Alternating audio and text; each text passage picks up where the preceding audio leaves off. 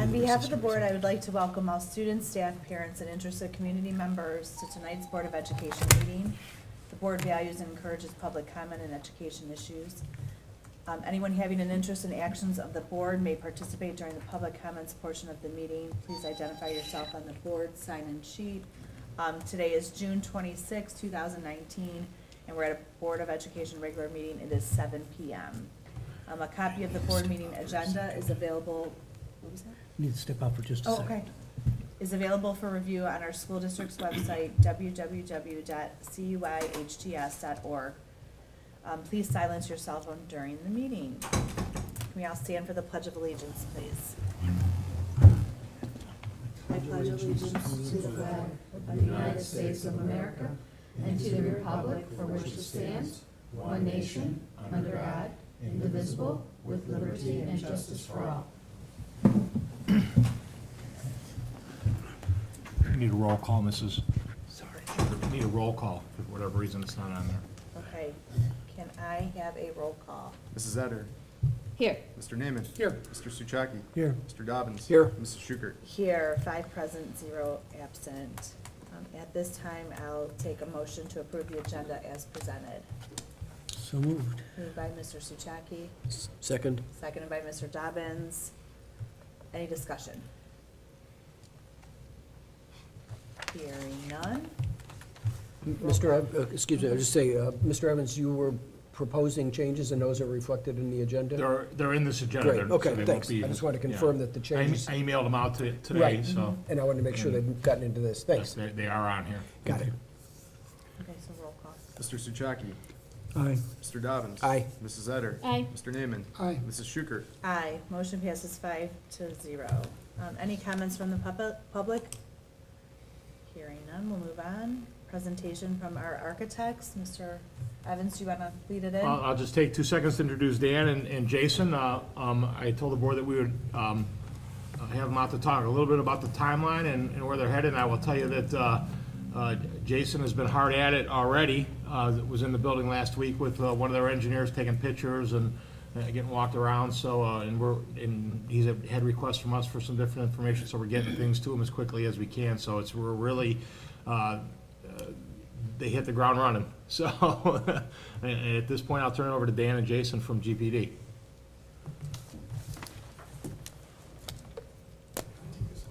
Mm-hmm. Thanks for having us here tonight. And is it working? Doesn't sound like it. Yeah, Is it? yeah, he said it's working. It is. It's not like karaoke, Dan. You don't have to sing, so. Might have to do a Sinatra tune at the end of this, but we'll let you off the You hook. did it your way. Yeah, and thank you for selecting GPD. We put together just a little small PowerPoint just to explain some of the things that we're gonna do. So if you have any questions, I'd like to keep it very open. We'll talk about the firm overview, just in case you forgot about what we presented, because I think it's been probably 3 months, hasn't it? Yeah. Yeah, it's been a while. And then Jason's going to talk about our facilities assessment process, and then we'll open up for questions. But if you have questions as we're going through, please ask. The nice thing about, what we mentioned before, I worked with Matt in Coventry probably 3 years ago. So, yeah, and with Tom, I mean, he was in Beechwood, or Berea. We were in Berea for a very long time. We worked there while he was there, I believe. Yeah, so we've gone back that far. But yeah, but we're still in Berea now. But GPD was founded in 1961 by an architect and engineers. We're employee-owned, which I think is very great. We have a team of like 70 professionals, architects, engineers, interior designers. We sub out very little work. Technology and kitchen is about the extent of what we would go outside for.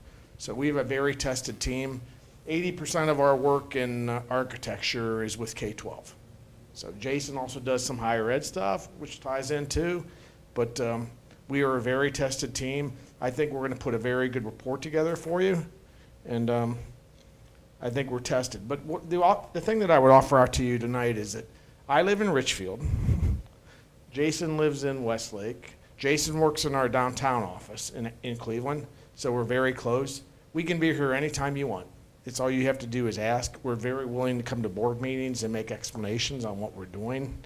I mean, we're very transparent. And we want to make sure that this study goes very well for you. Again, I'm Mark Salopek. I'm a principal in charge. I'll always be around. I don't go away from a job. I'm here from day one all the way through. You can ask Matt in Coventry. I was always there from the start to the end. I've been at GPD since 1984, so I'm not going anywhere. I think I have like 7 years left, I'm figuring. No. Enough to do the project. 7, right. Okay. Jason's a project manager. He has a lot of experience in education. Jason will take care of you. He's very efficient. You can ask Tom. Jason may pester you more than what you want, but I believe that is a good way to do things. We'll take minutes of meetings. We'll give those to you so you'll be very well educated. If you don't want the minutes, you don't want something like that, just tell us and we'll take you off the email list. But we'll put all that stuff out there. One thing that I do want to explain to you is that since we first made our presentation, we've kind of changed the team a little bit. Jason was not here at the first interview. That was Rodwell King, who was our senior project manager. Rodwell informed me about 3 months ago that he's going to retire at the end of the year. So Rodwell turned 65 this year. I think we mentioned to you, he's originally from South Africa.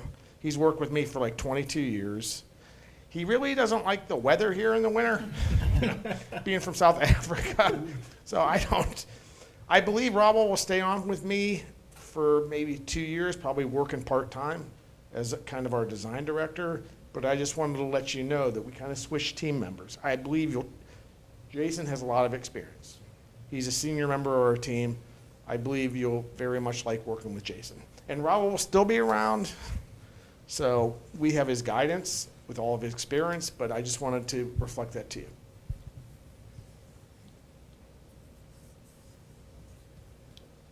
And again, I mentioned to you, our team that's going to be working on your facilities master plan, everybody's in-house except for technology and a pool consultant. But everybody else is with GPD. But the consultants will be under us, so they will not be your responsibility. They'll be ours, and we'll make sure that they do their job.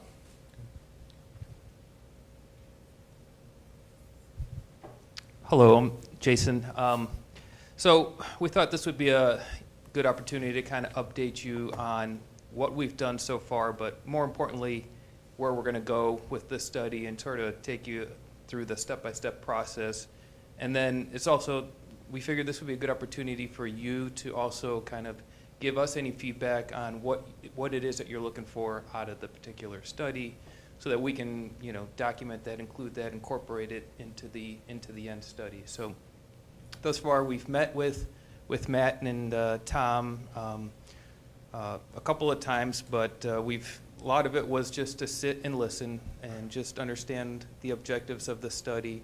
And then also start to gather some of the existing documentation that the previous studies that you had on file, some of the reports that have been generated from past works and consultants, and then also gather all the existing drawings that you have on file. So we've actually taken the process to electronically document all of your existing drawings. So that process just got done today, so when that's complete, we'll turn over all of those PDFs, so at least you have an electronic documentation of your existing drawings. But we understand the objective of the study is really to help you forecast some of the projects that are out there and better prioritize what are, and put into order what makes sense and how that overlays with the budget and come up with sort of an outlay schedule that allows you to better forecast on spending the money for these upcoming projects. So what we started with was to develop just an overall project schedule. We got our notice to proceed there in the middle of June, and as Tom indicated, we hit the ground running. So and also, as it was already reinforced, we believe in probably over-communication is probably better. That is always, good communication is always key to a good project, so that's partly why we're here even before we've really even completely kicked off all of the work. So the first couple of steps is what we've been doing thus far. We've been reviewing your existing documentation, and that's kind of where we're at right here, right now. We've started to do a little bit of the facilities assessment, walking through the buildings and starting to document some of the things that we've seen. But in the next week, we plan on taking the remaining team members and engineers through the building and then fully putting together our findings from the survey. But this is a good point, like I said, where we can start to get board input on some items that may be part of the study that we should put our eyes on as we're walking through your buildings. So once we've gone through that, the intention then is document all of those, but also then there's a handful of other projects that we know that we've kind of talked about briefly a little bit that we want to incorporate into the overall study so that we would loop those in and then put a cost estimate to each one of these different tasks so we can start to, again, tie it into the budget. Once we've done that, we would put together probably what we would recommend as the priority list, use that as a base point, review that maybe first with the administrative team, get their input, and then ultimately we would like to come back to the board, present to you our findings and the overall recommendations, and then get your feedback on that. And we've got that tentatively slated here for August 14th. And Jason, I want to add to that. We met with our BEST committee, which is our strategic planning continuous improvement committee, our facilitator for that. And at some point after that board presentation, we'd probably like to have you meet with our BEST committee, which is anywhere from about 20, 25 people, community members, staff members, because that they're going to be a key component with this as we move forward as well. Okay, that's not very good. We'll do whatever meetings you need. Okay. Well, you were at the one community meeting, and Jim Whistler is our best, he runs our BEST committee, or Jim facilitated that, and I could really foresee, once we kind of have a direction to have a meeting, like somewhat similar to that again, to say, here's what we've prioritized, and so it's out in front of the community, they know, because we know that we've given ourselves enough lead time on getting the stuff going, so. So, I mean, ultimately, the goal, too, out of this study is to give you a roadmap. So once we've kind of developed and gone through the various channels and gotten the input that we needed, and we've got something that we've all agreed to, you now have that roadmap that you can generate task orders and start to plan the work, you can start to schedule it, and ultimately, we're going to then be improving your buildings, step by step. So we just wanted to kind of highlight some of it's a very extensive survey. So these are all of the tasks that we're going to be looking through as we go through the building. We've got 2 architects that are going through there, 4 engineers from structural, mechanical, electrical, and civil/site.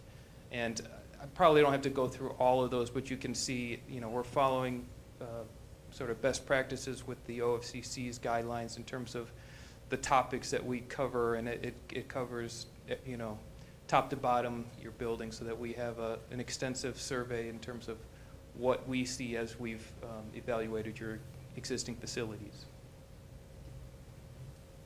And then ultimately, what you'll have is a document similar to this that consists of a narrative that kind of summarizes what we found for each one of your buildings. It'll include, and then for each one of those different topics, it'll include photos, obviously, and then the opinion of probable cost. So for each of the buildings, with each of those categories, you'll have an idea of what's out there and what needs to be done. So with that, again, we just wanted to give you a brief overview, kind of tell you where we're at, and see if there's any input or questions, comments to what we have so far. Is tonight's presentation in a shareable format? I think so, right? Okay. Yeah, I wouldn't mind We can having make an our email copy of it. Okay. We can just leave, we'll leave the flash drive. Okay. Great, thank you, thank you.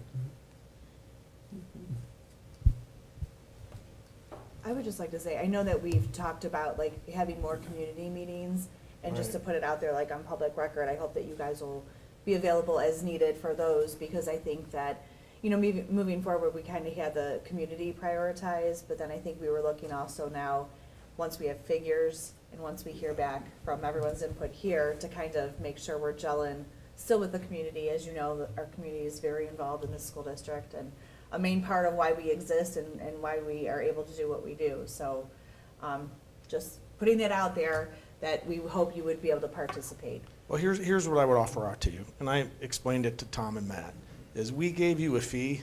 It's a very nominal fee. We're gonna lose on that fee, guaranteed. It's like, that's what the market calls for, but we will do a lot more for you than anybody else. I mentioned to you, I live 15 minutes down the road. If I have to be at a meeting, we're gonna be there. That's what it takes. We need to get community input on all this stuff, community buy-in, because you have levies that are gonna go out there. You need to get people to support whatever that you're gonna do. So if you call me to be at a meeting, I will be there. Just, my calendar, you just have to ask me if there are a few dates. Jason will offer the same thing out there. Because here's what I'm gonna say to you is, for me, I run the architectural group, but I'm kind of a marketing guy, so I'm not billing my time to jobs. But here's what I want you to do is, when we're done with this report, I want you to go to the next district that we're looking at and say, GPD is a great firm. That's how we get work. So Jason and I will do whatever you need to get this done right. And I think that's, Lindy kind of hit the nail on the head, and I think as we get to the end of this report, I think we'll have a real kind of a timeline for us on how we want to proceed with the public and what exactly we want to do. And quite honestly, Mark, I could see us sitting and bouncing some of that off of you, because for a lot of us, this is uncharted territory, but we also know how strong our community feels about specific issues, specific parts of that. We could tell from that first meeting we had that there are some specific wants and needs that maybe we didn't think of prior to, that kind of came to light there, and we don't want them to think at any part in this process that we have shut them out. And just as you're going through this, and Mrs. Seitz is sitting there, I'm gonna kick off with our staff in August when they come back, because they've heard a lot of talk about it, but one of the things that I'm gonna open up with our staff is a presentation about, here's what we're doing and here's what we have done, so, because by then we'll have a lot of this, the planning part of it done, and here's where we are going with it. So everything, we're gonna be out front of everything with this, and I will tell you that I'm gonna need some guidance from you guys if haven't gone through this before, just about how we're gonna go about that. Well, here's the thing is, the first report that Jason and I are gonna give you, it's gonna have draft on the front. We're not giving you a final report without us talking about everything that's in it. It'll have draft, so everybody knows it's a draft. So we're gonna talk through all of the items in there, and we'll set priorities together with you. Sounds good. I would just like to add thank you. I mean, this is, again, I echo what Mr. Evans is saying. This is new, you know, for just me personally to watch, and as an educator, I think it's awesome to just watch this process unfold, and I'm really excited as an alumni too, to see what good things are to come to this beautiful place. So, thank you. Yeah, the nice thing that I would offer out to you is there's two parts of it, and Rob kind of presented it when we made our initial presentation. There's the facilities part of it, which is kind of like, you know, we need to fix the mortar that's falling out on the veneer, right? Or that HVAC equipment's gonna go bad in 5 years, so we need to look at that. But there's also the educational part about it, which Rob really focused on, like where are media centers going? Where are computer labs going? Where are all these other things going? So that's a secondary part of it, but I think that's some things that we need to talk about. I mean, do you want to change the education here in your building? Or are you fine with the way it is? So there's numbers that go with that. And then I would talk about too is there's the security part too, which Rob mentioned. I mean, you come in your front door and the administration's all the way across the hall. Do we want numbers to put to that? So we'll give you the first draft, and there's other things that we need to consider. I say we talk about those. Because if if you, the board and administration have concerns like that, and security is a big one now in the public, those, we can put numbers to that and tell you where those are at. So I know you, look, every school district we work with has a budget, so we set priorities, but we can also create like a 5-year plan. Here's what we're gonna do this year, here's what we're gonna do next year, here's what we're gonna do this year. Right? We'll help you do that. If I condition Mrs. Seitz's room, she might stay 10 more years. She's getting excited back there, huh? Air conditioning upstairs. I just want to add something to, thank the two of you guys for coming out. Thank you for going through this initial process with us to get a sense of where we currently sit at and kind of what's ahead on the horizon for us as we go down this path.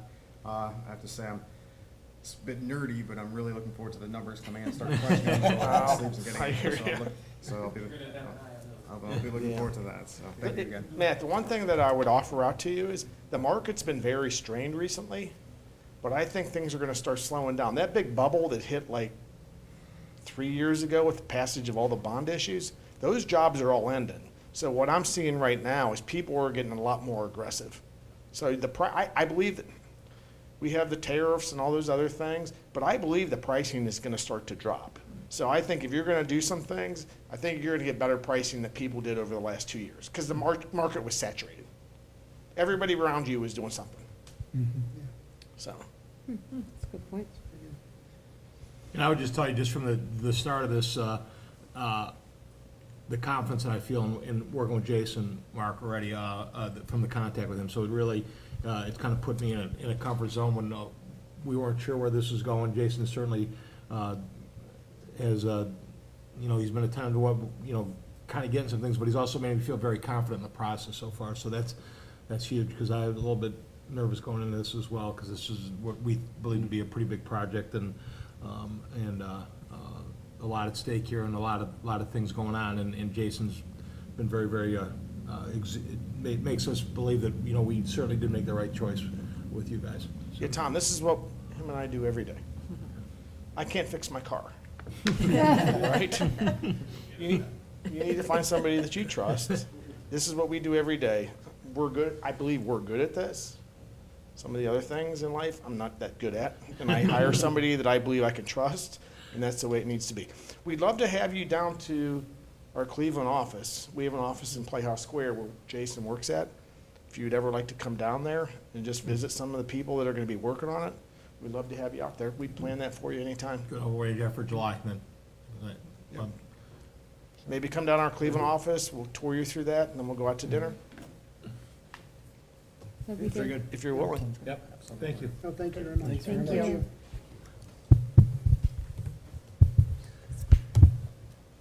Now you can finish off with a little Sinatra, Mark. Yeah. You don't wanna hear my. You want us to stay? No, we're gonna, We're gonna crunch the business. Everyone have a good evening. Thank Thank you, you. you Thank you too. for coming. Thank you so much for Thank coming you. out.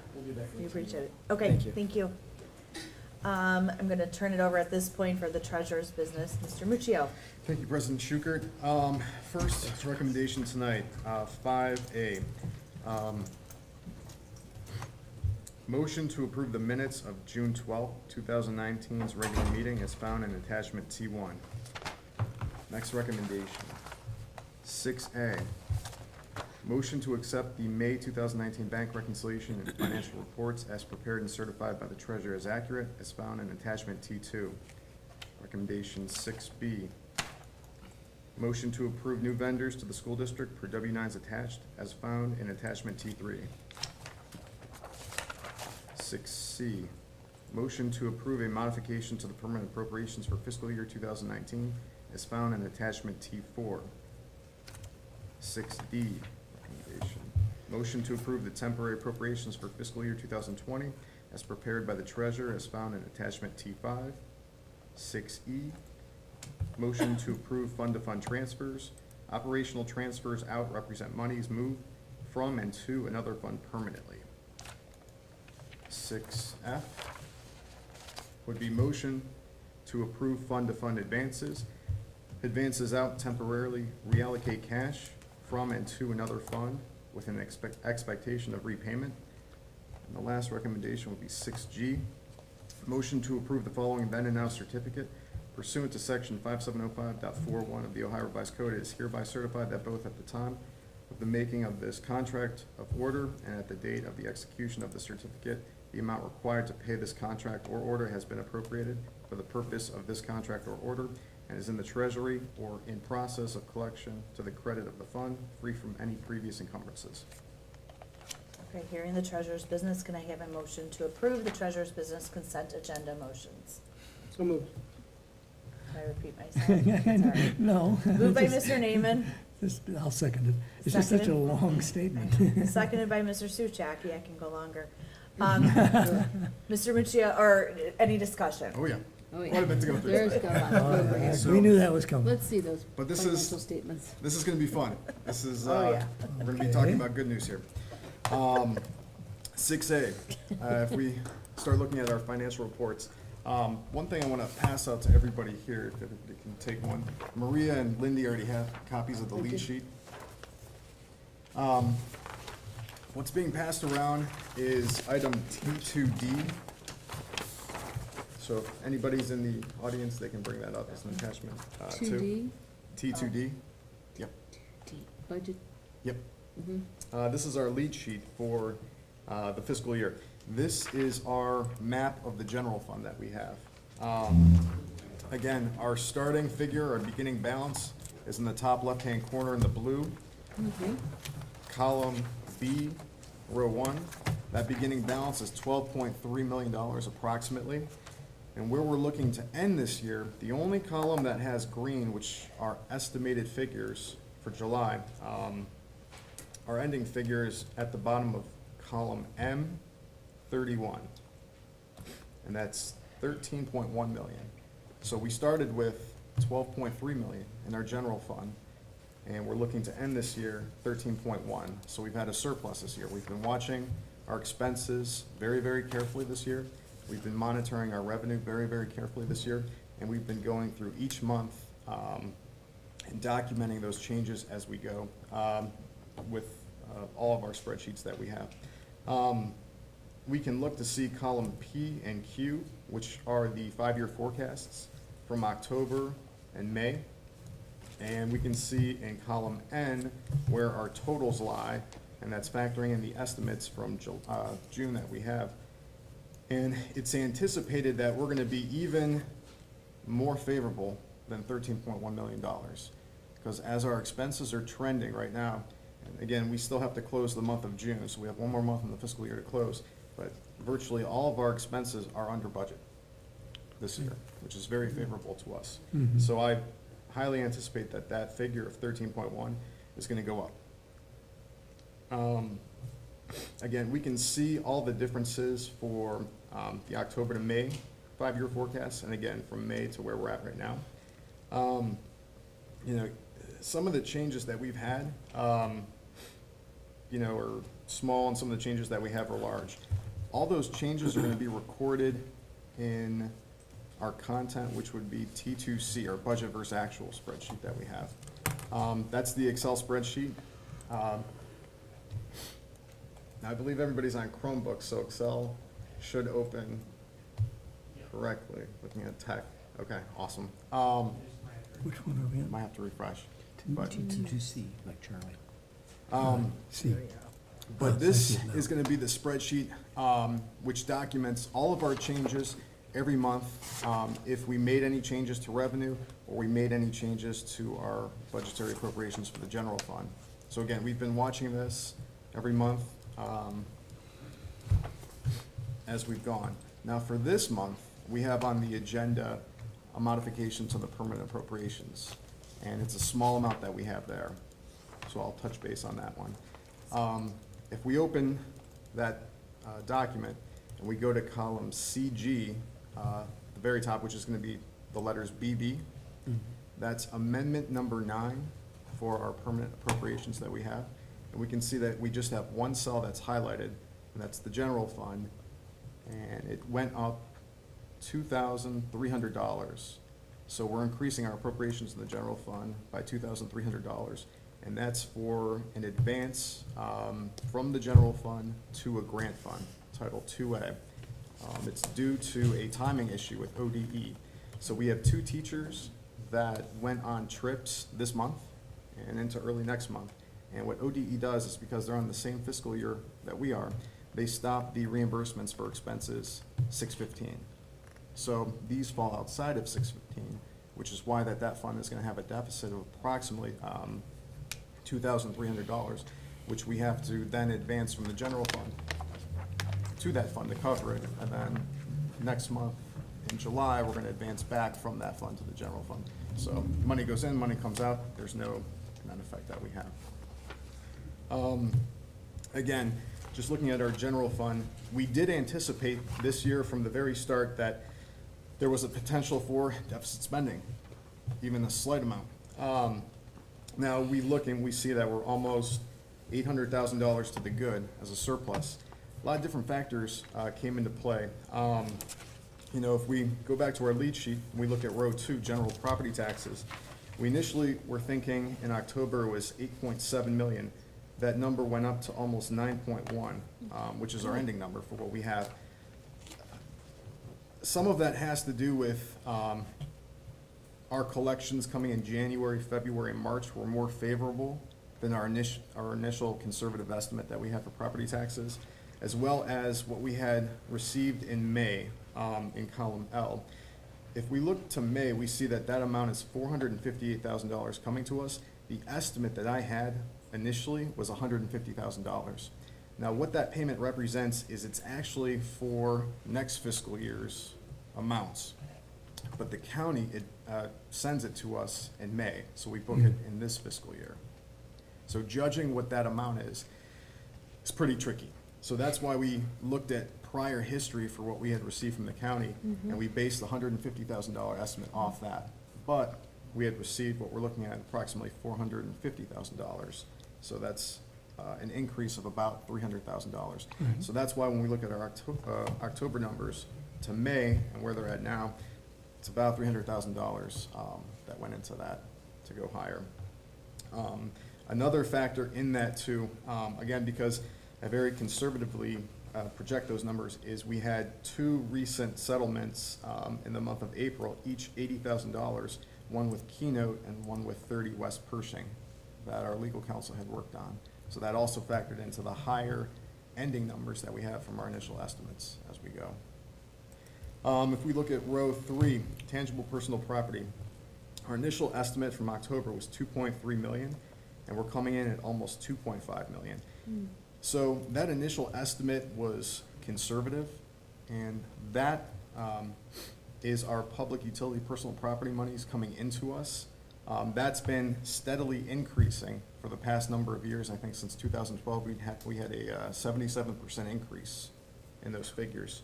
So, again, that was a conservative estimate, which we are on the favorable side now. So there's a slight, increase from where we initially thought potentially we could be with that.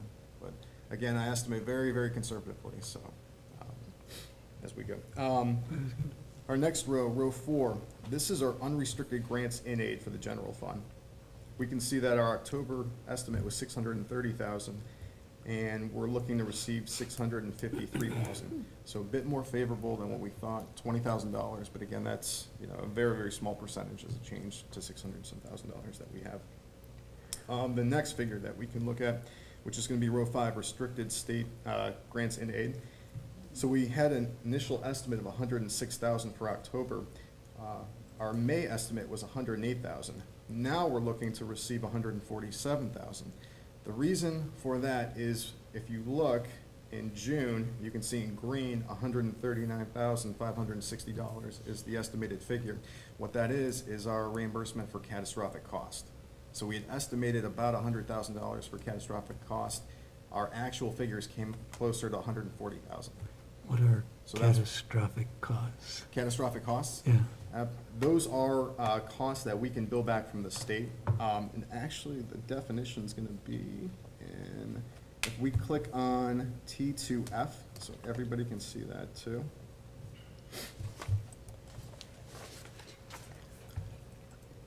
So if we open spreadsheet T2F, Mhm. and there's a lot of spreadsheets, and we go to the bottom, what I have is I have definitions for each item of revenue that we have up there. And we can see, we can see catastrophic aid reimbursement. The definition is schools may submit reimbursement requests for costs exceeding the threshold to educate K through 12 students with disabilities. Oh, okay. So So- this is reimbursement from the state? Yes, Okay.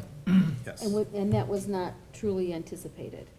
Not as or- high as it, And that's Not a as high. difficult, that's a very difficult number, because that will vary from year to year based on what the state budgets for catastrophic cost reimbursements, that's. Good for us this year, but I we haven't don't heard know. Matt say it, but that's one of those, that's gotta be one of the most difficult numbers to estimate. We've got some guidelines, there's some trends that we can use, but, for instance, Governor DeWine has been very open about wanting to put more money towards catastrophic costs, the social, emotional, and some of the catastrophic costs. So we'll see what actually comes out in the end budget, but he has been out front about saying this is one of the things that he thinks that we need to address as a state. So we'll see how those numbers actually work out. I'm hopeful that the Senate and the House both agree with them in the end, so. It's a real favorable number for us, that's great. Mhm. our next row, if we look at row 6, this will be our property tax allocation. We can see our October estimate was 2.8 million. Our May estimate was also 2.8 million, a little bit higher. And our total is also 2.8 million, 2,890,000. So it went up $20,000-$30,000 from where we're at in October. So again, that estimate is very close to what we thought it would be the entire year. Our next row, row 7, all other operating revenue. This went up significantly. So our October 2018 five-year forecast figure is $977,000. Our May 2019 figure is $1.2 million. We're probably going to eclipse 1.3 million. So I've even a little bit conservative in the figures that we have there. Now this is due, and these figures again are located in T2G if anybody is curious, but the two driving figures for this fiscal year, which were initially estimated to be lower, and I guess more conservative you can say, would be our interest on investments and our SF-14 money, which is court-placed students. So we get money for court-placed students in district. I'm going to go through the interest on investments during my discussion. I'm going to go back and look at the previous 4 or 5 fiscal years so we can see how we actually jumped and went from each fiscal year. But this year, if we look at our estimate for interest, we're looking to pull in over $300,000 to the district. So from looking at past history where we had been at with interest on investments to where we're at now, that's significantly higher. So that factored into our court-placed student money, really drove up the estimate from $977,000 to $1.2 million to where our actual is going to be probably about $1.3 million when we close out the fiscal year. So we have one more month. So the other rows that we have, 11 and 12, are small amounts, important, but I'll jump over those. So for our total figures for row 13, total revenue, from October it was 15.7 million as our estimate. For May, it moved up to 16.5, and right now we're at $16.6 million for the general fund. Now our expenses, if we look at those rows, which would be 15 and so forth all the way down, our budgets are relatively close between October to May. So our expenses, we've been watching kind of like a hawk all year. If we total them up for October, it's 15.7 million.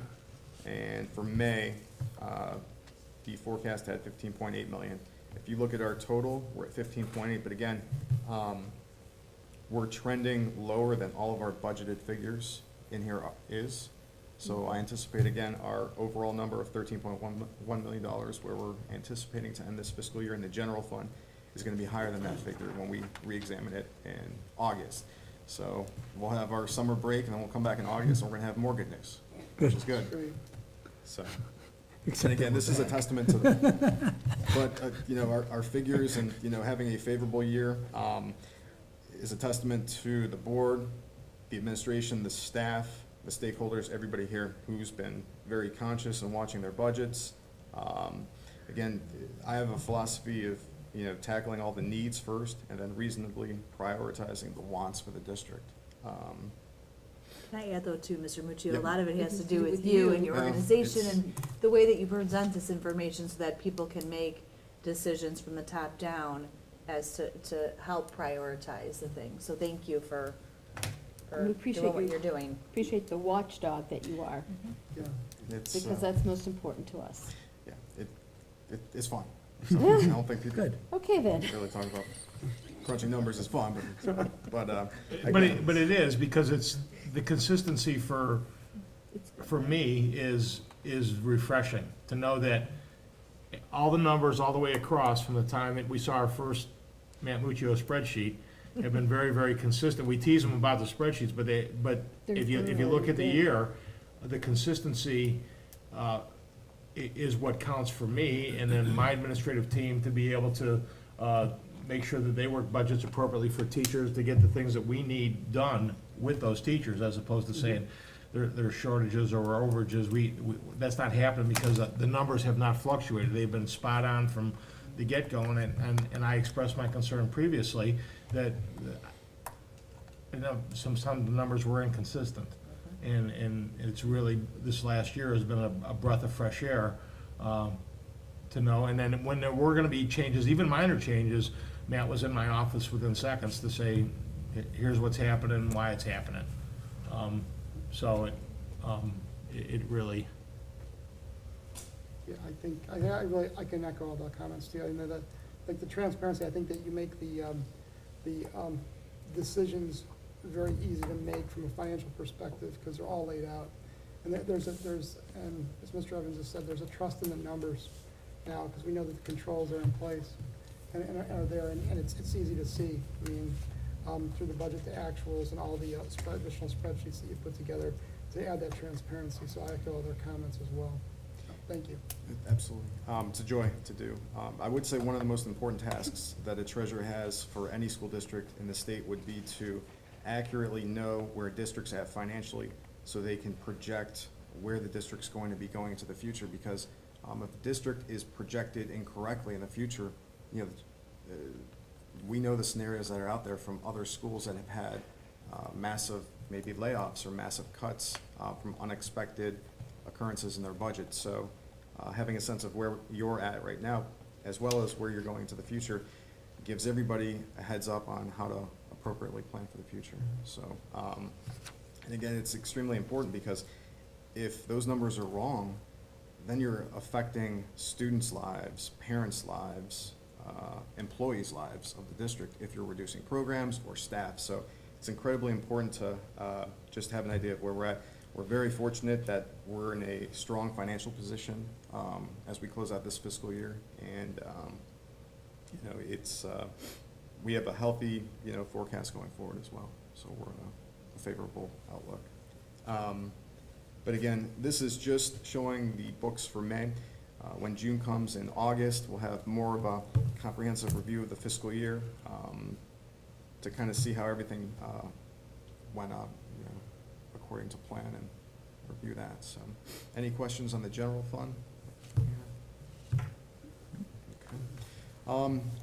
The next item is the approval of W-9s for new vendors. If nobody has questions, I will hop over that.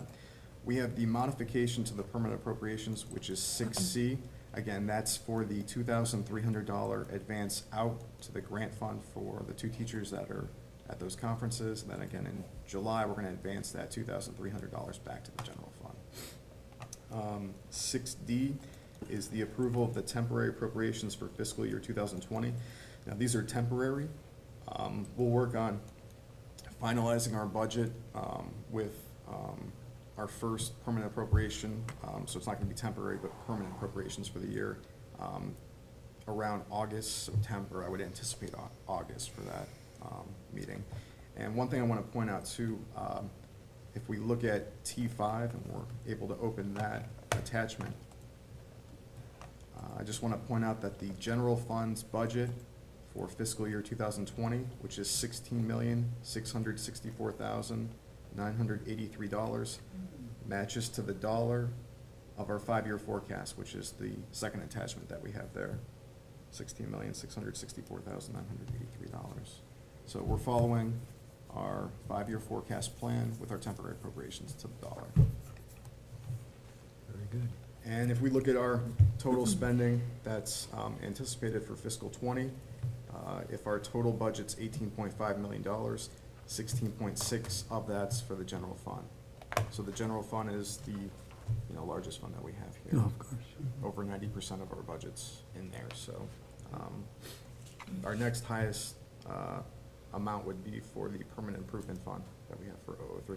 And again, these are temporary appropriations, so, as we went through this year, we kind of had a number of, modifications to the appropriations. It got to the point that I couldn't even print out the spreadsheet anymore, because I didn't want to print it in 2 pages, so I just started sending it. So, my goal is to, be able to just print it on one spreadsheet for next year. So, Okay. Okay. Six E is a motion to approve fund-to-fund transfers.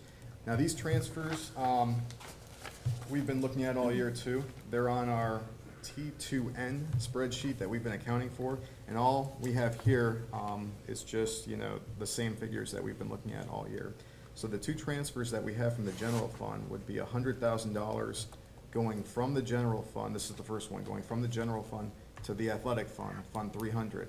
And this is to supplement costs for the approximate fiscal 19 deficit that we're gonna have in the athletic fund. Now, we haven't closed out the fiscal year yet, we still have one more month, but this is the approximate deficit that we're running, about $100,000. It's not to the penny, but it's in the ballpark, so we're giving that fund maybe a little more than what it needs to get by, which, $100,000 is pretty close to where we're at. Is part of that objective to ensure that that particular fund doesn't end in a deficit for the, Yes. for the fiscal year? That's Can't. a no-no? It can't. That's what I thought, Yeah. so if anything, you're gonna be over contributing as opposed to under. Yes, that's Okay, thank 100% correct. Thank A fund cannot end in the negative, but a special cost center within a fund can. So a fund could have numerous special cost centers, like our permanent improvement fund that we have. We have 4 in there. One of those could end in like a deficit of 1,000, while the others have surpluses of 20. So then the fund would roll up when you combine all 4 with a positive number. So as long as the fund has a positive number, you're in compliant with ORC. This is for the athletic special cost center. So yes, this will fulfill, so we're not gonna be in a deficit within that special cost center, as well as the fund is very healthy in the athletic fund, so. I know we do this year to year. Yes. This is nothing unusual. No. Are these numbers somewhat consistent to in years past of what we've had to transfer? They look- Just to make, Yeah. everything Yes. even? Right, and it's not, I don't believe in any of my years of experience that I've seen a school district, a K through 12 school district, where its athletic fund fulfills all of its expenditures. You'd have to go to like Ohio State to see a Yeah. college where the athletic fund, I think, is their general fund. So it's like he wants to sign a $45 million contract with us to wear their apparel. That's probably not in the near future for us, so. Yeah. Our next item, 6F, is to approve the advances.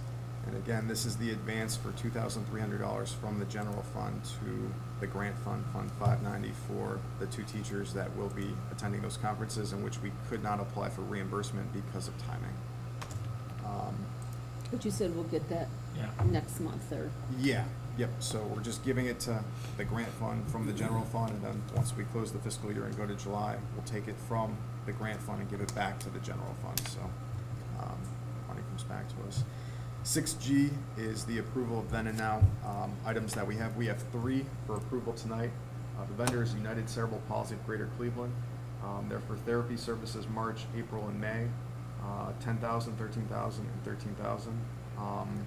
Before I jump into this, Dr. Close, is there anything you want to add to the then and now, or do you want me to take it? I can jump, you can do it. Go for it. So this is UCP. Yep. So, And before you start, then and now, what we're doing here is, if a school district has to have on file a purchase order before any expense is made. So before any item is ordered, or bought or anything, you have to have a purchase order in place. So we can't order a service, we can't order books, we can't have anything. If that happens, but it happens from time to time, it's not uncommon. Any amounts 3,000 and under, the treasurer legally can say, okay, here's a then and now certificate. It's not actually a certificate, but it's kind of memorialized in our notes. The treasurer can approve anything $3,000 and less. Anything higher than $3,000 has to have board approval for it to be compliant. If we don't do this, the auditors will cite us for being non-compliant with this issue. So UCP of Greater Cleveland does our, we contract them for our OT, PT services. And throughout the year, we've had additional students coming in, additional services in terms of evaluations, preschool students. Our original budget amount, I think, Mr. Muccio, was 85, 90,000, somewhere around there. Costs exceeded that purchase order for the school year, and we've had to adjust our billing in terms of adding additional funds for those bills to cover the last, I believe, last 3 months of the school year. Mr. Muccio? Yeah. We've adjusted the budget a little bit for next year. Hopefully, we can stay below that amount, but we've had a conversation in terms of having a process in place that we'll reevaluate come January to see where we're at in terms of trends, to make sure that we won't have a then and now for next school year. And if we need to add an additional purchase order to cover those costs, we can do that. Mr. Burich has also been looking at OT, PT services in terms of the personnel and the management of those services and making sure that their time is being used effectively, you know, with students and staffing. Part of the UCP, part of that service is, in addition to working with kids, it's attending meetings, writing reports, things like that. So our additional students that we've had over this year have led to that increase. And this can go anywhere from the time in IEPs that are documented for students. There might be kids that we have some interventions with, students on 504s, as well as all three of these people work with our school psychologists and our special needs people on when it comes to evaluating students and writing the IEPs and that. So their input is critical to us in developing those documents, because those are legal documents then moving forward. So I will tell you that we met every hour mark in every IEP for a student this year.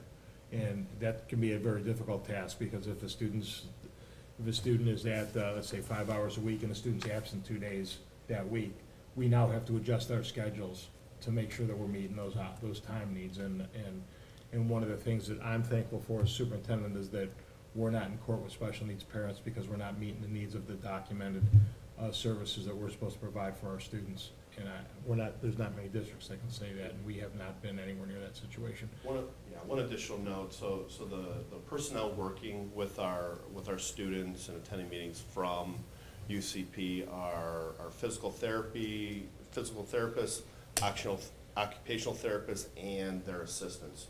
So George is looking at schedules to see where if the assistant can work with students as opposed to the actual physical therapist or occupational therapist, because the assistants come at a lower rate. So we're trying to have that fine balance of giving our students what they need, but also making sure that we're doing our due diligence in terms of making sure the right person is working with kids in terms of, you know, just trying to do that financial due diligence. So. Mr. Burek did a great job of working with what he inherited from last year, but he knows that moving forward that he's now going to kind of get his hands out a little bit and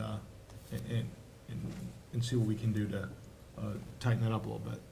Is it fair to say that the catastrophic costs reimbursement would go towards helping to pay for some of these services? Some of it would. Okay. And really, the catastrophic cost probably more applies to some of our students that are outplaced as well. Outplaced. We have students at Lerner and in the Cleveland Clinic and that as well. So I think those students probably more readily qualify because they're more, the disabilities are more severe, some of those students, and some of the things that they're getting are more specific and fall into some of those catastrophic cost categories, because the state knows that school districts can't deliver a lot of those services, and those students end up being outplaced regardless of whether you're in Cuyahoga County or Holmes County. Yeah. You need additional support to provide for those students. They know that they can never make us whole on that stuff, but they do their best to try and close the gap a little bit. Any other discussion? And just one more item to discuss. 5A, we have the approval of the minutes from the 12th of June, and we also had a special meeting the 13th, following day. So those minutes will be for approval at the next board meeting that we have. So, Any other discussion on treasurer's business at this point? Hearing none, roll call, please. Mr. Naaman. Aye. Mr. Souchaki. Aye. Mrs. Etter. Aye. Mr. Dobbins. Aye. Mr. Schukert. Aye, motion passes 5-0. Treasurer's discussions or comments? I do have a couple items wanted to discuss tonight. So the first would be under budget. So I just wanted to highlight that as we close out this fiscal year, essentially all of our accounts are coming in under budget. A lot of that has to do with the fact that, yes, we do watch constantly every expenditure coming in, but again, we also budget conservatively to make sure that we have enough cushion for any issues that would arise. So if we have repairs and maintenance issues, if we have student placement issues that Dr. Claris was talking about, those are just two examples that we would have enough excess funds to cover those. So pretty much anticipate to be below budget where we're at with all of our costs. I wanted to kind of highlight some of our interest in previous years. I went back and looked to see what our interest was starting from fiscal year 15. Again, this is me running reports for the fiscal year, basing off of where interest on investments would be recorded according to USAS. So I didn't necessarily hunt through our financial records to see if something was booked incorrectly, which there's a potential for that, but just straight running the receipt codes through USAS and running different fiscal years to see the money coming in. So just to give everybody kind of an idea on, the trends. And again, there's a lot of different circumstances to past years.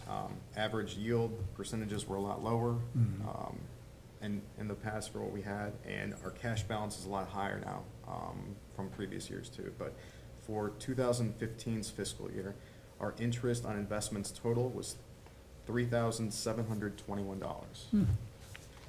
For fiscal year 2016, our total for interest on investments was $24,251. For fiscal year 2017, our total for interest on investments was $64,865. For fiscal year 18, our total for interest on investments was $180,127. And then for this year, fiscal 19, our interest on investments total at this point, as of May, is $304,905. You said 304,000. $304,905. And we still have June to account for. Wow. Really good. So we've dramatically increased over the course of previous fiscal years. I can, just talk about the fact that we have Red Tree, which is a very reputable investment firm that's brought on by us previously, as well as just making sure all of our cash is in the proper account to accrue interest.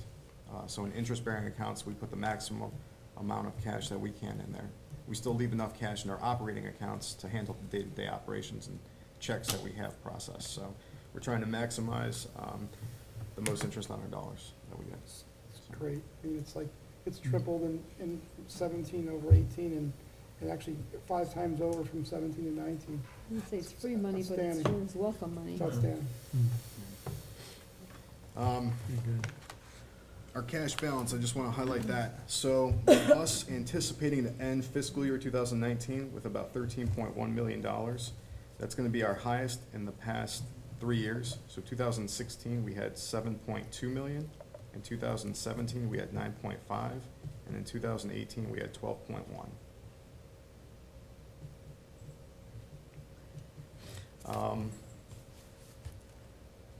We had an energy audit recently as well. I'll pass this around for everybody to see, but I will also email this out to everybody here. I was contemplating whether to print it off or email it to everybody, and I erred on the caution of emailing it instead of printing it. So what this is, and Mr. Evans and myself and Kathy Martin met with the representative from Honeywell. This is within our debt, HB 264. So when we took out debt for the project, one of the items in the project was to complete an energy audit on efficiency for the district. So there are 15 years worth of energy audits that they will provide. This is year 11 of 15. Now, it's possible that we may not need years 12, 13, 14, and 15's energy audits for us. The cost per year of this energy audit is $3,998. So we could save that amount for the next 4 years. What would stop us from having to get an audit? Like, As is it part of optional, or? Taking the HB money, they tell you have to have the audit done. Yep. Oh, gotcha, That okay. they make that a requirement to know that, because the HB 264 money was for energy savings. So they kind of tack the audit on as documentation that you're saying that there are energy savings that are taking place. Okay. So at this point, I'm sorry, Matt. No, go ahead, go ahead. At this point, we know that we've saved money for the last 12 years. We really don't need that additional cost of having the audit done for the final 3 or 4 years of what's left on the HB 264 money, which I think Matt's gonna address also. So this, we've kind of asked this Karen if we can just say, hey, we don't need your audit anymore, can we just keep our $4,000 a year? Yeah. Will that coincide with us paying that final Well, amount? that's- Okay, That's sorry. I'm that's where he's sorry. going, you're That's stealing I'm his thunder. sorry, That's I'm my, sorry. that's my fifth. Another Five. savings for paying it off. Right. So if there's not energy savings then, as part of the audit, then, I mean, there's no, let's have to understand the audit a little bit better. So like, when they do the audit, basically there's no recovery then, right? At all, it's basically just saying what you saved over the course of the year. Okay, Yes. got it. And actually, quite honestly, this is more for the state to be able to say what they did with the 264 money around the Okay. state. And that by using this HB 264, the school district saved Oh, I see. $17.8 million around the state. So they have a number now, because they have to report back to legislation, because they convinced the legislation to forward this money to them. So you're saying like our savings here basically is used up in doing the audit? Yes, the savings that they're representing in that report is kind of, in essence, validation for taking out the debt to do that project. So they're saying, when the district, way far back, and I think it was 2007, took out HB 264 debt and got into the Honeywell window project, that they're saying that the district will save X number every year by going into that agreement for the. And that money is used to go to all Nice. fluorescent lighting and to replace windows throughout the district. Mhm. And we know that our windows are sealed as tight as, we know that we have energy savings with the new windows, because the old windows were just Yeah. in dire need of replacement. And we also know that we, through the electric bills, that we save money on going to the fluorescent lighting, which is, which is the motivation to go to LED lighting right now. Which is now obsolete, and it's Yeah, time to move right. forward again. 12 years, 13 years later, we know that there's more savings out there for us. Mhm. And again, I'll send that out as a PDF, and if anybody, else wants a copy, just ask and I'll be able to send, not a problem. I think Sharon's waving her hand, you may want to, so not a problem. The fifth item I had tonight, was to talk about paying off our HB 264 debt. Mr. Evans and myself, touched base and talked about this. I know we've talked about this a bit before in the past. We have, I think we just made our 24th payment out of 30, so we have 5 more payments left to make at about $40-some thousand per. So it's about $250,000 total that we have. There's probably about a savings of $10,000 to $15,000 worth of interest by us paying off the principal. Since we're at one of our highest points, at least our highest in the past 3-4 years for cash, my recommendation would be to clear the debt off our books, pay off the entire principal. And save the interest. We'll save the interest. And then going forward, you know, leaves us open for more flexibility with anything that we want to do proceeding to the future. It's not going to impact our budget negatively. We did account for the transfer every year in our 5-year forecast to account for paying that debt. So in 2019, we accounted for it. In 2020, we accounted for it. In 2021 and 22, we accounted for paying that debt. So we were transferring money from the general fund to the 3 fund, and the 3 fund pays that debt. So instead of paying it off over the course of fiscal 19, 20, 21, and 22, we're just going to pay it all fiscal 20, the $250,000 approximately, the total amount of debt. That would be my recommendation, Mr. Do we Evans. need board approval for that? Yeah, well, Okay. I would seek Well, it. yeah, we'd bring that back to you in August Yep. to Okay. do it. And the other part that Matt and I discussed with that is if we are gonna move into a renovation project, we move into it debt-free. We could say Yeah, to the that's public that Right. the district is carrying $0 of debt at this point in time as we move forward. And you guys have added before too, that there might be some more grant aid available Right. Right. if we are debt-free, that we could take advantage of with the new or renovation. Right. Right. Plus that we save more Mhm. by paying, we lose some interest by sending the money out, but we're probably gonna save more interest by not Right. having to pay interest on the loan, Because so. it seems like that we actually Did I have say that well? Not we really, have but about it's. a Not really, but you know what I mean. 6 to 7% interest rate on that money, right? It's 15,000 to 250, right? Or approximately. And we'll lose. So it's probably a gain of about 4% on that 250,000 Yeah. approximately. Yeah, our interest rate on the debt's about Watching the 3. wheels turn here, that's pretty good. It's, yeah, our I'm a nerd. like Mr. I'm sitting between the two money guys, I'm watching the wheels turn here with the numbers. And it's so much fun saying it, too. That's the other thing. maybe we should just stop while I'm ahead. And No. there's It's good to be talking about those positive numbers, though. I And there's really, there would be no penalty in paying it off early. I gotta talk with PNC Bank. I do not believe there's kind of a poison pill payment Okay. penalty that would be levied against us. I wanna make sure about that. Again, that's gonna be my due diligence between the summer and then coming back in August with a recommendation, but just kinda talking between Tom and myself. Again, since we're at one of our most favorable points for cash, it's not gonna impact us going forward. We were gonna pay that debt coming from the general fund. Our interest on the debt, Mr. Name was talking about it, it's about 4% that we have. Our APY from investing in our district investments is about 2.5. So we're kind of right there. There is a bit of savings, as Mr. Suchaki was talking about, by paying this off. It's not too much. It's kind of close to, probably being closer to a wash, but at the end of the day, so what I mean is, we'll pay it off, we'll save the interest, but had we had that money and we invested in, one of our investments, we'd be earning interest on Yeah, that. So yeah, yeah. there's a small amount of savings when you really net everything at the Right, end of the and day. But That's the way I again, look at it, is what the I best think decision. it's- Right. Where's the net? It is, yeah. Right. As long as it's a net savings, then it's probably the right thing to do. And we have the cash. Because it would be, right, you're like 4% and the 6%, it's about 2% savings, so it's about $5,000 in total is your savings, kind of overall. It's not a big number, but No, it's not, it's the right way. $5,000 is $5,000. Yeah. Yeah, it's the right I'll way. take it if you guys don't have any use for it. You'll take, no, you Yeah. won't. so Makes just a lot of sense. anticipate that as a recommendation for Okay. August. Will And the you last, just remind PNC what good customers we've been to? Yeah. will do. Yeah. Once you- And the last item I just wanted to discuss was just to reflect on my first year. I wrote down 2 positives that really stuck with me. The first would be helping out the elementary school with the slide.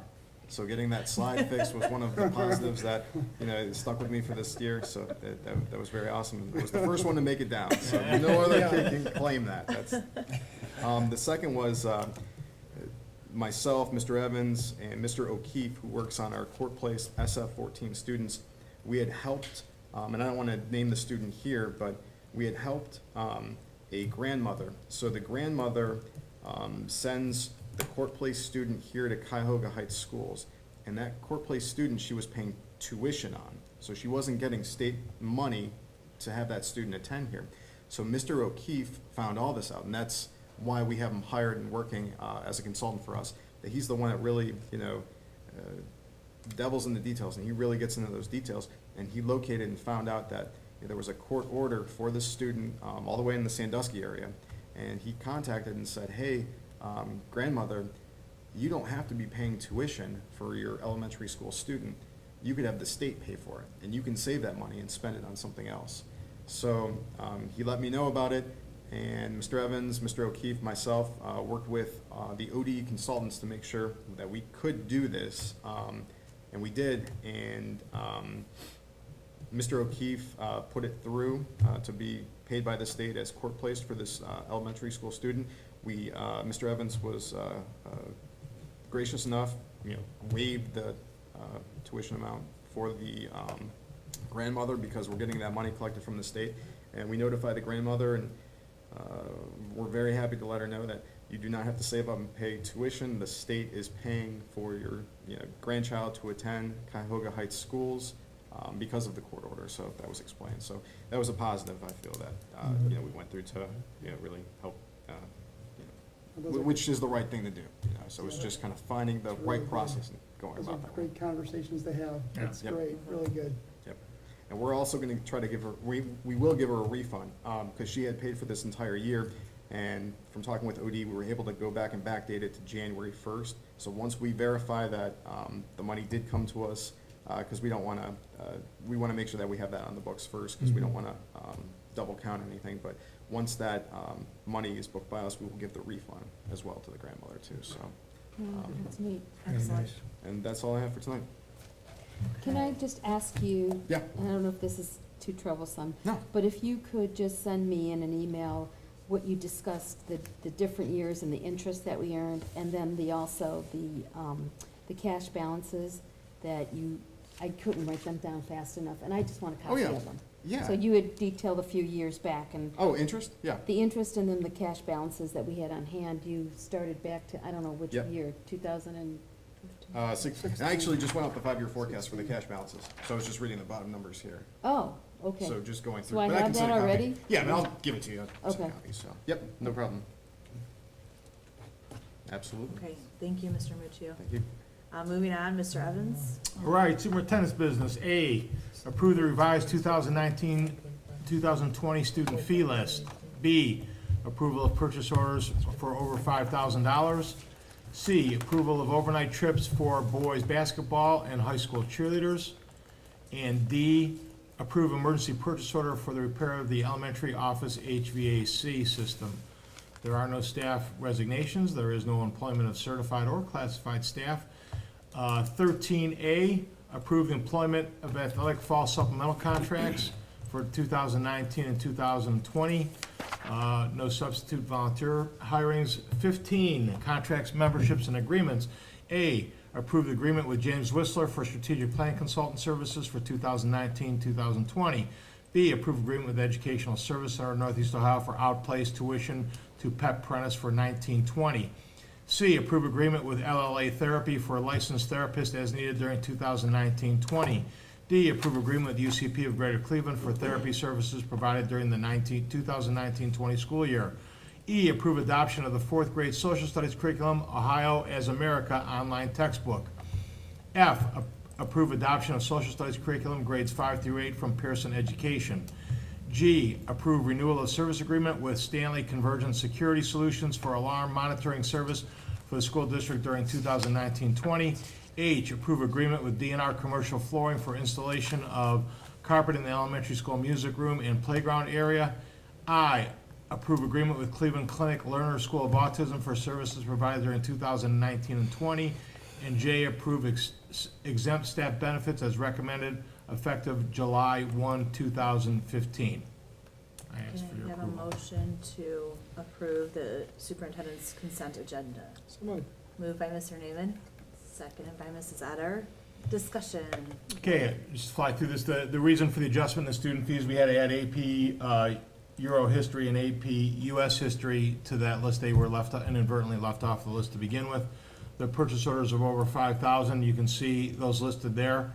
The overnight athletic trips for boys basketball and high school cheerleaders, those are their summer camps. that they went to. Boys went down to Muskingum, and the cheerleaders went away for camp as well. Ryan Kelber's kind of new to the thing. He'll be on those people about getting those done in advance in the future. Approval of emergency purchase order for repair of the elementary office HVAC. Did not want to wait till August for this, since the weather just heated up and we needed the air conditioning the last couple of days. We have just come to find that it's not working in the elementary office.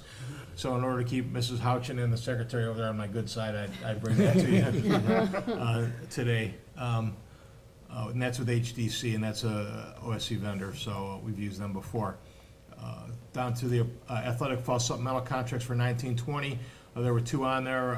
One is Joey Huffman. Somehow he was left off to the, he's a football assistant coach. He's been assistant coach for us. I think he was left off of the list to begin with.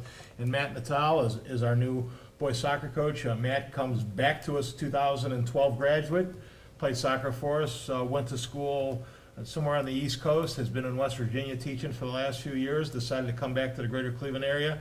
Doesn't have a teaching job yet. I just made a phone call for a recommendation for him in a neighboring district, but was interested in the soccer job and is excited about coming back to Cuyahoga Heights and coaching soccer. So we're happy to have Matt on board. Agreements, contracts, and memberships. Jim's Whistler. Jim's price is consistent. And I will forward to you the history with Jim and what we've. Jim has never billed us for the entire amount that we've contracted with him, not in the entire time that we've used him. So he's always been anywhere from $1,500 to $3,000 under. He only bills us for time that he works for us. So we just met with Jim and developed the best plan again for next year. The outplaced services, I would tell you that since we opened the resource rooms, what are we in our third year now? We've only added one additional outplaced student, and that was at the end of this year, and that was for some things that we had the student here, and we just couldn't circumstances where we just needed to outplace them. So those are all the same. There's only one addition. That's the PEP Apprentice edition that I told you about that we added today, because quite honestly, we were just rolling over. The students had not stayed. And remember, when we created the resource rooms, our commitment to those parents that had students at those outplaced centers, that we were not going to bring them back in, that they could maintain those placements, and with the exception of one student, we've kept the rest of those students here on site, which I think it's difficult to document the dollar savings of that, but I think that that's quite a fair sum of money that we've saved the district by servicing those students within the district. Certainly the cost of those services have gone up a little bit. Nobody's been astronomical, UCP or Learner or the clinic, but those have been really, and I visited those placements, Mr. Bierks visited those placements. Those placements are outstanding places, and it was kind of funny the first time out when I went. Those places are all very nervous when the superintendent wants to come out and see his kids. They all get really kind of thinking that you're going to pull their kids from. I said, no, those are our kids. I want to see where our kids are at and how they're being serviced, because they will always be our students, even though they're being serviced here. So I think I created maybe a sense of comfort with those places to say, we're going to support you because you're supporting our kids, but just know that we're not going to send them here and forget about them. We're going to service our students. The fourth grade social studies curriculum, Ohio is America, and then the 5th through 8th through Pearson Education. Dr. Calaris' work there. Stanley Convergent Solutions, that's our alarm system. I will tell you that it's working. I got a 3 o'clock call last week, 3 a.m. call last week, and so they still don't have anybody on staff that can say Cuyahoga.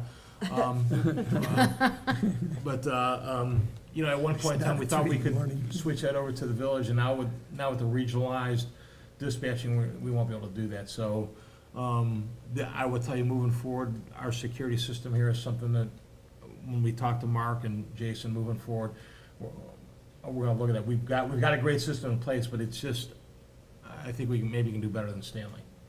But we'll work with them on that. The commercial flooring for the carpeting in the elementary school music room, again, that's Dr. Calaris' work there. I talked about the clinic a little bit, and the exempt staff benefits is recommended. I had sent you one update on that. John Britton tinkered with it, and I liked his tinkering, so the update that I sent you was John's, and it's essentially Matt and I did that entire document last summer, and then John likes what he has right now, but that's something we're gonna sit and talk with John moving forward, just to make sure that we, that document reads the way we want it to.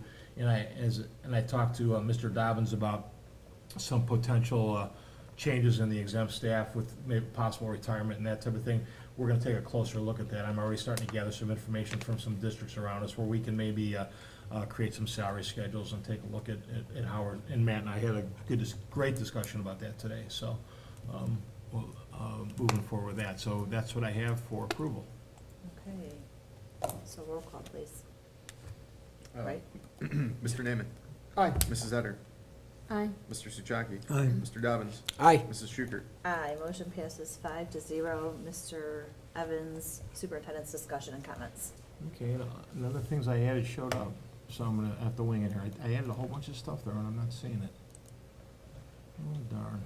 Okay, well, the first is Mrs. Aquila sent us a real nice thank you to the Board of Education, the administrative team about, Kathy retired this year, about the gifts that she received and what an honor it was to work here for 32 years and to serve the students of the Cuyahoga High School District. And I described Mrs. Aquila, and I think Mr. Dobbins might be the only one in the room that knew Ralph Adams aside from me. That was probably, I think Ralph was gone before you came, Mrs. Seitz, but Ralph was king of the tough love, for anybody that knew Ralph. And I said that Ralph Adams would have loved Kathy D'Aquila, because Ralph would have answered Kathy a question, and he would have got a straight answer, whether he wanted to hear it or not. And Ralph always appreciated that, and that's who Kathy was, and that's what she did for us in the elementary for a long, long time. And Kathy moves on to retirement, and I think she's got a full plate, and we wish her the best. I will be visiting Arconic to distribute the OSBA certificate. I'll set a date with them, and I'll let any board members that want to go along with me, once I can connect with somebody over there, we'd be happy to have you, because we certainly want to recognize Arconic for their donations to Project Lead the Way that have benefited us, that them, both Arconic and ArcelorMittal looking out for us as a school district when you have a national initiative like Project Lead the Way that's spending millions of dollars all over, that two companies over here on Grand Avenue that look out for little Cuyahoga Heights, we are truly appreciative of that, and we want to make sure that we make them aware of that. I will be having a safety committee meeting as well as a business advisory committee meeting. Safety will be our general update with the safety committee. The business advisory committee, I'm going to focus on student internships. That's been a big focus of that committee. We're going to maybe, I was looking around because I had heard that some districts were doing some things. I've come to find out that they're not. We may end up being the kind of the trendsetter on some of the student internship offerings for, I'm going to meet with that group to find out what they're looking for from students, and I have some ideas in my head, and I'm going to meet with our teaching staff and our counseling staff to see what we can do to maybe set up some extended internships for our seniors, because that's what some of the businesses were really interested in, and I think that will be a very positive step for us on that end of it. So I'm sure I'm forgetting several other things that I had added to my notes that are somehow, for some reason, aren't showing up there, but that's what I have.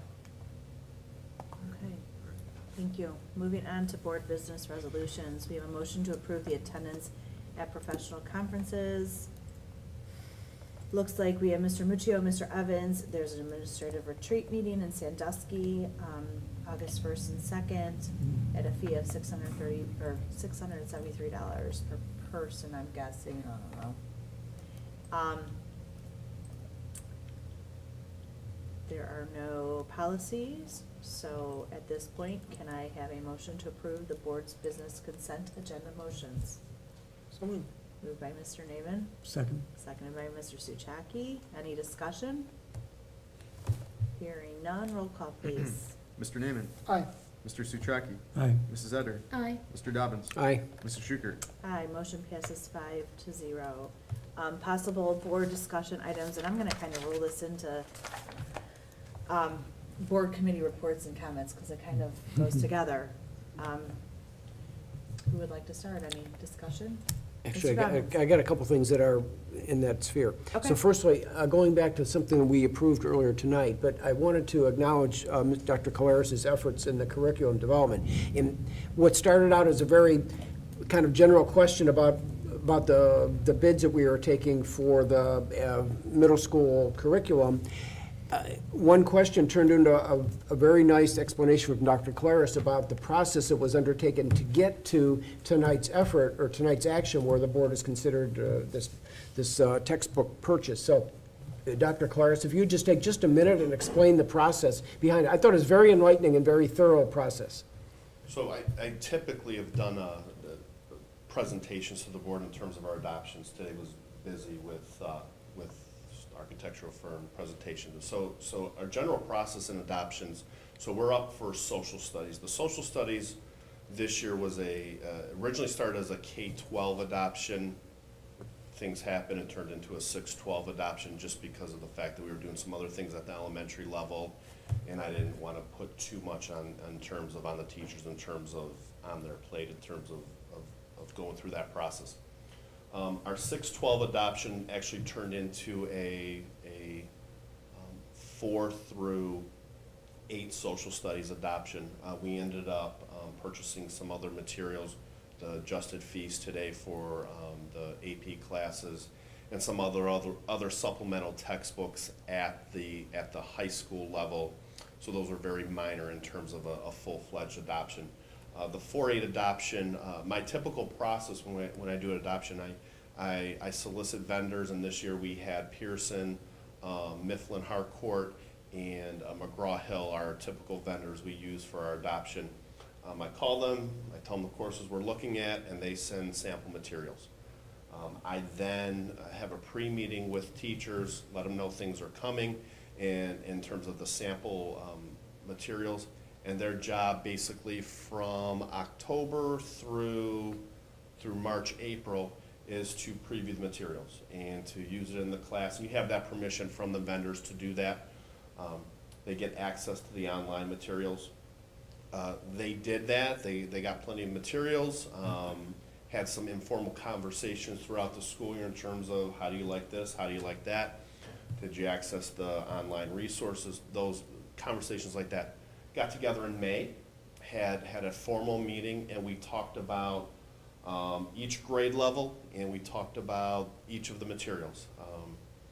Went through all vendors. It came out that Pearson, and back up a step, the first question that most teachers have, or most going through, well, Ted, what's the cost? And my initial conversation is, don't worry about the cost right now. I'll deal with that. Let's find the right materials for the students based on our curriculum.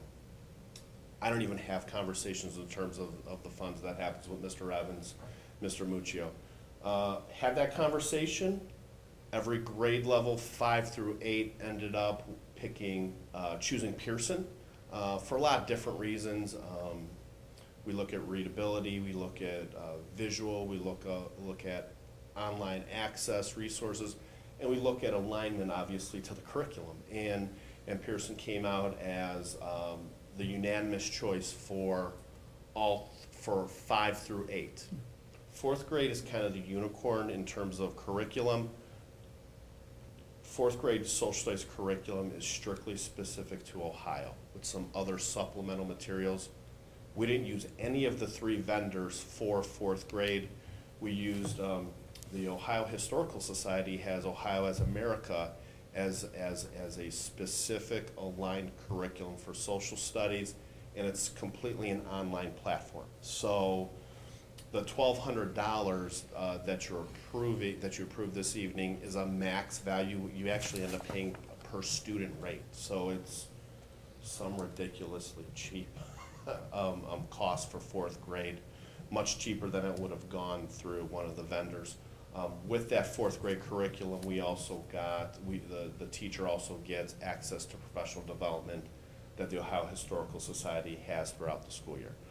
So that's our process that you know, our needs are in terms of curriculum alignment and needs of the students and needs of the teachers in terms of what they need to teach the course materials.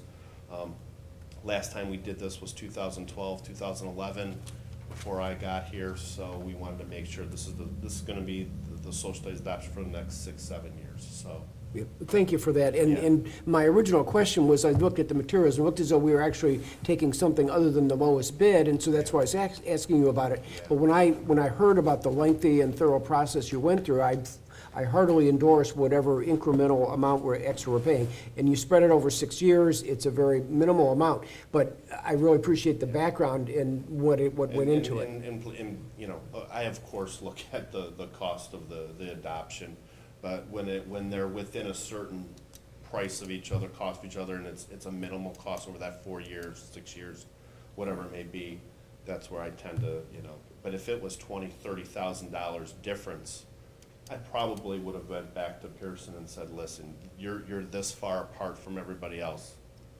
We need to get a little bit closer if you want this adoption, and they do. And fortunately, we're in a position where we can actually look at perhaps buying something a little more than the bare minimum in this instance. And that goes back to Mr. Muccio's comments about the financial position we're in. So thank you. And that's a credit to, you know, the proof is in the results, and our teachers will teach whatever curriculum we put down in front of them, quite honestly, but they know what aligns with the state standards. And I mean, and I think I might have mentioned this, but on our initial results, and Dr. Claris is still digging through stuff because nothing's official yet, we believe that we hit on 23 out of 24 indicators. Last year we hit out of 20 out of 20. The one we didn't hit on, I think we had about a 6 or 7% increase. 16? 16? 16%. 16%. From that grade, from that grade. So what looks like it's gonna be an outstanding year for us when the state report card comes out.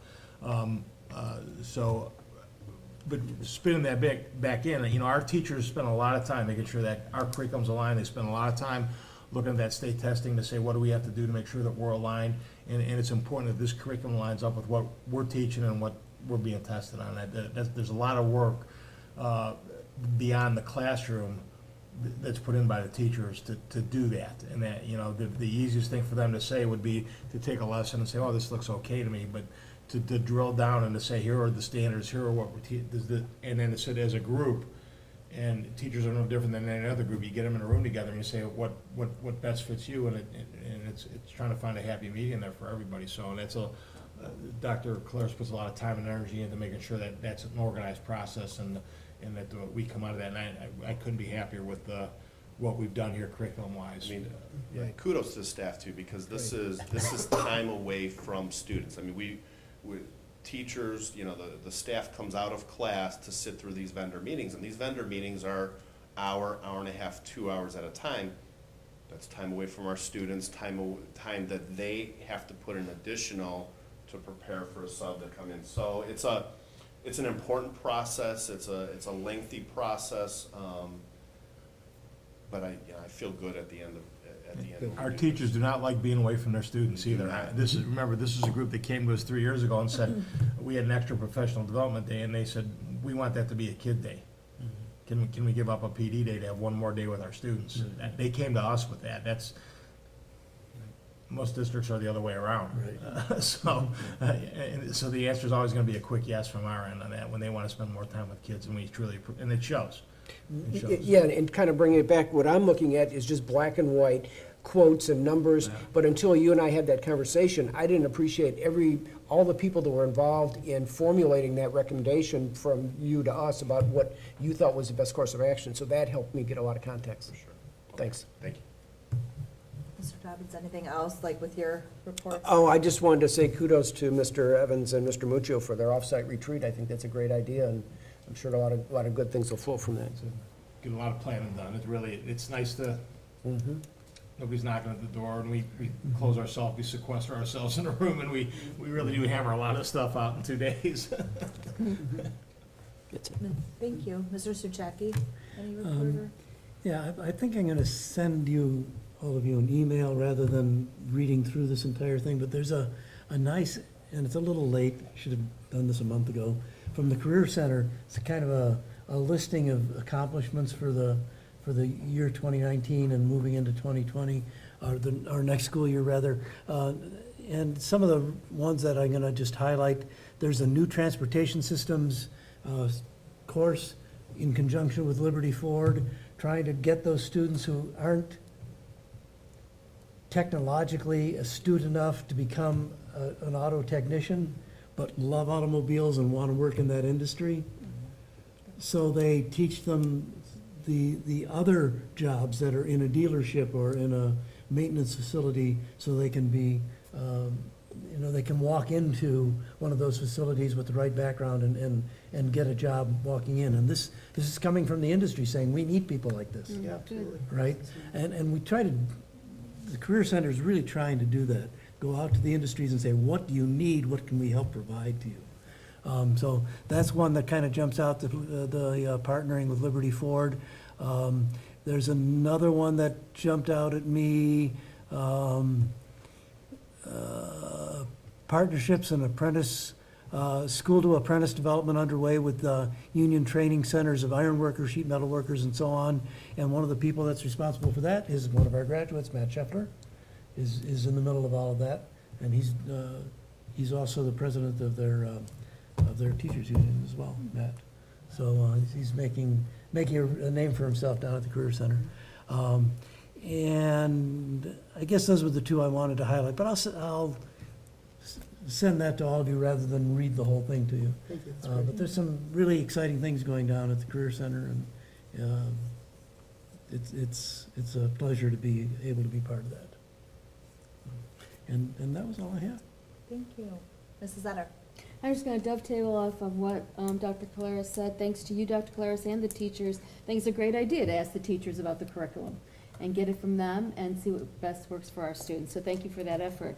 Also like to say thanks to Mr. Muccio tonight on the 5-year forecast, accounting to the dollar for 2020, and also that we had anticipated deficit spending at the beginning of the year, and here we're going to end the year with a budget surplus. I'm thrilled with that. And, I too have great appreciation when I get my checking account to balance. I do a little happy dance too, but I think you have much more excitement in doing these great detailed budget lead sheets. Thingies. Lead sheets and documents here. So thank you again for your effort. We do appreciate it. I'll echo everyone's comments about the congratulations and everything. The other thing I have to mention is that I was out of town last week, but I meant to do this, but for Mr. Muccio and Mr. Dobbins, Mr. Evans, I will get an audit committee meeting on the calendar, probably July, beginning of August, and we can discuss some topics that we want to discuss during that meeting. So I'll get that out for some schedule and anyone else that'd like to join us. That, Okay. I'd just like to say, enjoy July to the board members. Enjoy some time off, and, please, Mr. Evans, keep us posted. There were some things that popped up tonight as far as opportunities. I know I'm off, so I'm excited about participating a little bit more during the day, maybe. Next thing hold on, I skipped that. It should be noted that the Board of Education members received their agenda several days prior to the actual meeting, thus they have had considerable opportunity to study it, ask questions, etc. Do we have any possible future agenda items at this time? Okay, hearing none, I'm sure things will come up. The upcoming regular board meetings are Wednesday at 7 p.m. We have August 7th, August 21st, September 4th, and September 18th, 2019. Does that? I know, I was gonna say, does that seem right? jive? Because Didn't we hear on August 14th was one of the, when they're coming back for a let me presentation? check, because yes, I thought that's what they said too in their presentation. Let's see, Mhm. I've So I got kinda August, hesitated. no, I have, yeah, you're right, August 7th and 21st is what I have marked here, but I thought You check with GPD? Yep. Okay. they said August 14th. They said August 14th, I gave them that date, so Okay. That's on me, not on them. so. Pick one of the other ones, 7 or 21. That's- We'll stick to 7/21, but he'll get in touch with GPD and, okay, at this point, I hereby move that the Board of Education adjourn to executive session pursuant to ORC Section 121.22G1 for the purpose of considering the evaluation, employment, and/or compensation of employees and/or officials of the school district. I made the motion, can I have a second? Sorry. second. Motion made by Mrs. Schukert, seconded by Mr. Naaman. Roll call, please. Mrs. Schukert. Hold on, I should say any discussion, I'm sorry. Any discussion? Okay, hearing none, roll call, please. Mrs. Schukert. Aye. Mr. Naaman. Aye. Mrs. Etter. Aye. Mr. Souchaki. Aye. Mr. Dobbins. Aye. Motion passes 5-0. It is 8:39. We are going into executive session with no action taken. It is 9:20 and we're reconvening from executive session. Roll call, please. Mrs. Etter. Here. Mr. Naaman. Here. Mr. Souchaki. Here. Mr. Dobbins. Here. Mrs. Schukert. Here, 5 present, none absent. I'll make a motion to adjourn. Sure, you Can can I do have a that. second? I'll second it. Seconded by Mr. Souchaki. All in favor? Aye. It is What time it is. 9:21. And we are adjourned, We are and adjourned, yes. we apologize for the noise on the table.